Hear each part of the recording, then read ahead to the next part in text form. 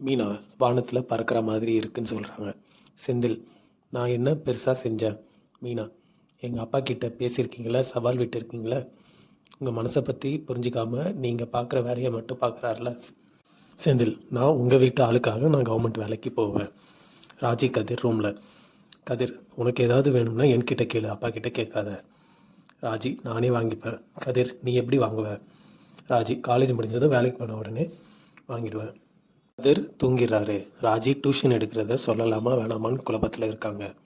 சரவணன் மயில் ஹோட்டல் வராங்க. சரவணன் ஹோட்டல் நல்லா இருக்குன்னு சொல்கிறாரு. ஹோட்டல் செக்இன் பண்ணுறாரு. ரிசப்ஷனிஸ்ட் பேலன்ஸ் அமௌண்ட் கேஷாக கார்டான்னு கேட்குறாங்க. சரவணன், நாங்கள் மொத்த அமௌண்ட்டும் கட்டிட்டோம். ரிசப்ஷனிஸ்ட் பேலன்ஸ் அமௌண்ட் செக்இன் பண்ணும்போது கொடுக்கணும், 26,000 கட்டணும்.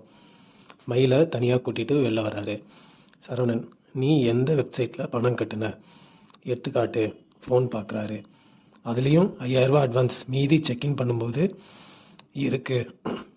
வீட்டில் எல்லாரும் எப்படி கம்மின்னு கேட்டாங்களே, கொஞ்சம் கவனமாக இருக்கக்கூடாதா? ஹாலில் பாண்டியன் கோமதி கிட்ட, சரவணன் எதுவும் ஃபோன் பண்ணானா? பாண்டியன், ரூமுக்கு போயிட்டு ஃபோன் பண்ணுறேன்னு சொன்னானே, வழியும் தெரியாது அதான். கோமதி, நீங்களே ஃபோன் பண்ணி கேட்க வேண்டியதானே? பாண்டியன் ஃபோன் பண்ணுறாரு. ஹோட்டல் போயிட்டியா, ரூமுக்கு போயிட்டியா? சரவணன், ரூமுக்கு போயிட்டோம். பாண்டியன், எங்கே போனாலும் பார்த்து பத்திரமா போயிட்டு வாங்க. ஃபோனை வைக்கிறாரு.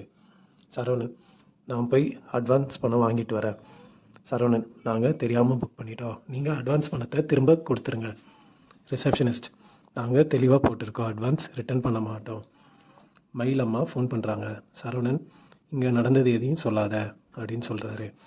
மயிலம்மா, ரூமுக்குள்ளே போயிட்டீங்களா? மயில் வெளியே நிற்க வச்சுட்டாங்க. மயிலம்மா, மீதி காசை கட்ட சொல்ல வேண்டியது தானே, மாப்பிள்ளைக்கிட்ட ஃபோன் தா. சரவணன், எல்லாத்தையும் சொல்லிட்டியா?